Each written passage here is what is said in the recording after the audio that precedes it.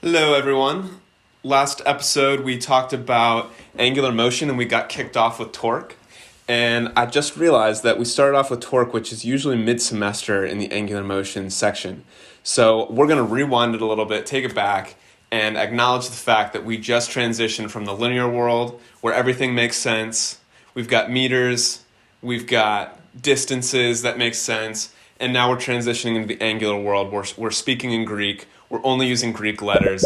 And so I just wanted to take a second to explain some of this and make some correlations between the linear and the angular motion world. So just a little recap about what you guys learned in linear motion. I'm assuming that you have already learned this, but I'm probably going to do a whole video series on linear motion at some point down the road. But we have displacement, we've got speed, we've got acceleration, and we've denoted them as delta x, v, and a.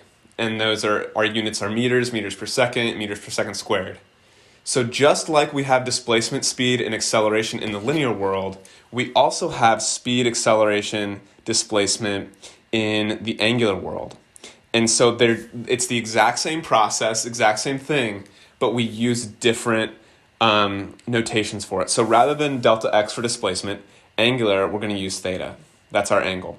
And our radians rather than meters, our units rather than meters, are radians. Spoiler alert. All right. So for speed, rather than it being v, meters per second, we're going to use omega.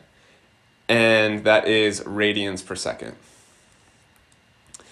Likewise, for acceleration, we're not going to use a, we're now going to use alpha. And we'll say radians per second squared. We also have some formulas that we've been using. And you use each of these equations in different situations depending on which variables you need to solve for and what the question is asking you. But it doesn't become more complicated when we're doing these exact same kind of problems in the angular world. We just substitute what the variables are. We use the exact same equations. So rather than using delta x, we would just use our angular term. So it'll now be delta theta equals 1/2 alpha t squared plus omega 0 t. Rather than v final, it'll be omega final equals omega initial plus alpha times time. And then omega final squared minus omega initial squared equals 2 times alpha times delta theta. So I hope that this shows you a little bit that when we go from linear into angular motion, things don't change. We do things the exact same process, the exact same way, but it looks more scary with all these Greek terms. I'm just here to tell you it's not more challenging. You do the exact same process, and we're going to do an example problem here to illustrate exactly how we solve these problems. Okay, so I'm going to solve two extremely similar problems as a linear kinematics problem and an angular kinematics problem, and we'll see how we use the exact same equations in both of these problems. So we'll first start with our linear kinematics problem. So I'll just write that up here, linear. All right, so a car initially at rest, so v0 equals 0, accelerates 5 meters per second squared for 8 seconds. The car is then brought to rest with uniform negative acceleration in 10 meters. Determine the negative acceleration required and the time needed to bring the car to rest. Okay, so what we've got going on here is a car's at rest, and for 8 seconds it accelerates at 5 meters per second squared, and it reaches some velocity. Then the car slows down with an acceleration, and it slows down over the span of 10 meters. So we need to determine the negative acceleration required and the time needed to bring the car to rest. So what we're going to do is we are going to find what that velocity is that it reaches after accelerating for 8 seconds. And then we will treat the next part of the problem as its own situation. So I'll just kind of walk you through what I would do here. So first I would calculate what is the final velocity that the car would reach after accelerating for 8 seconds. So v final equals v0 plus acceleration times time. This is the equation we're going to use. So we don't know v final. We know v initial was 0. We know the acceleration is 5 meters per second squared. and we know the time is 8 seconds. So we're going to get v final equals 40 meters per second. So then we see that the car is decelerated over the span of 10 meters, and we need to determine what is that acceleration that's required for it to bring it to rest. So out of our list of equations, we've got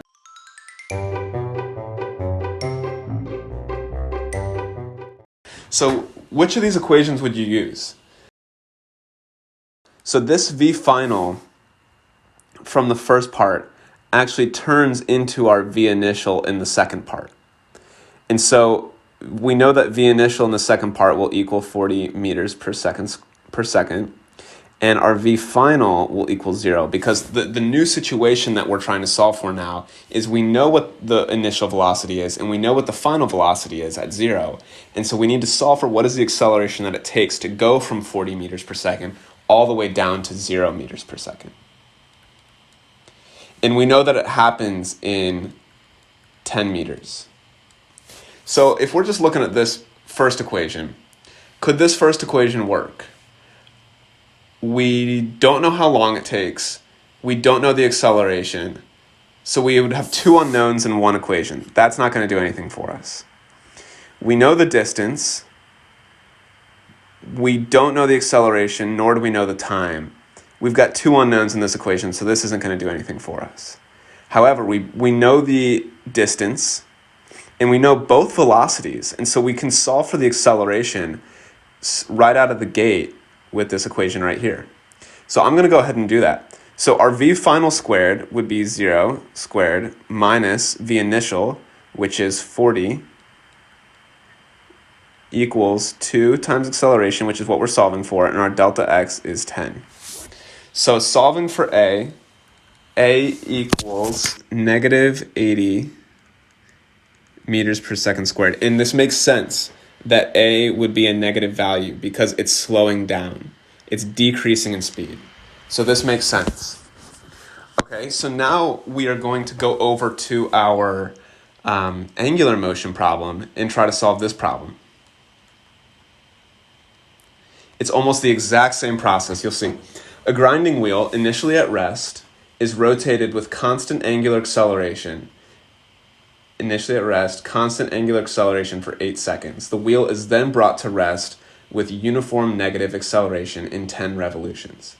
Determine the negative angular acceleration required and the time needed to bring the wheel to rest. So we're going to do the exact same process for this angular problem. We're going to split it into two sections. The section where it speeds up at 5 radians per second squared for 8 seconds. We can calculate a final velocity there.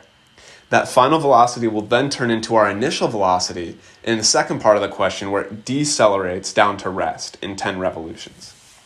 So what we're going to do is we're going to do the exact same thing. We're going to say, whereas over here we use this v final equation, we're going to use omega final equals omega initial plus alpha t.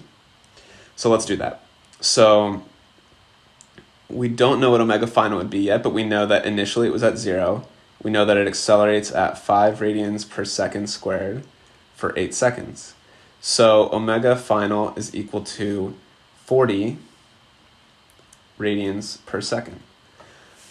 So now we know that this final speed, or this final angular speed, is going to turn into our initial angular speed in the second case.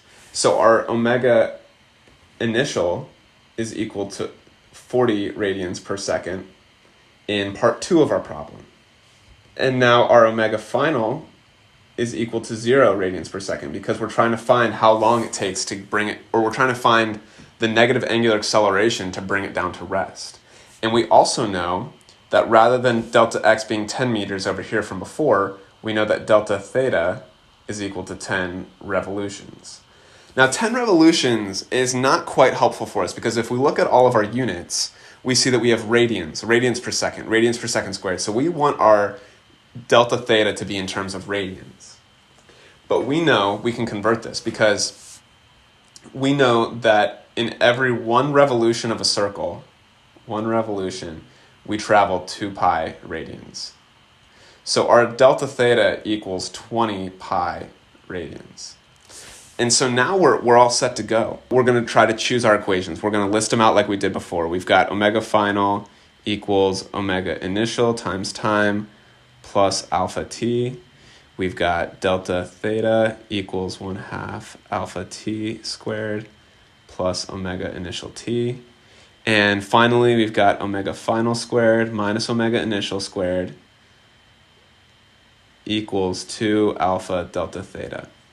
So which equation would you guys use? I'll give you a hint. It's going to be the exact same one that we would have used before, but I'll go through and explain why. So we're solving for our negative acceleration, and we don't know how long it takes for it to slow down from 40 meters per second all the way down to 0. So we don't know time, and we don't know this acceleration. So there's 2 things unknown. This is not going to be helpful for us. Again, we don't know the acceleration, and we don't know the time. Not helpful for us. So this last equation is going to be the one that we're going to need to use.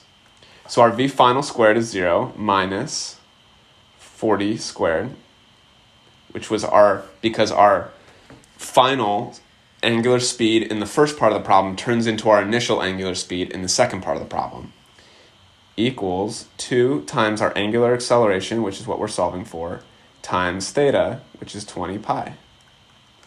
And so we will get alpha to equal negative 12.4. And this is angular acceleration, so our units are radians per second squared.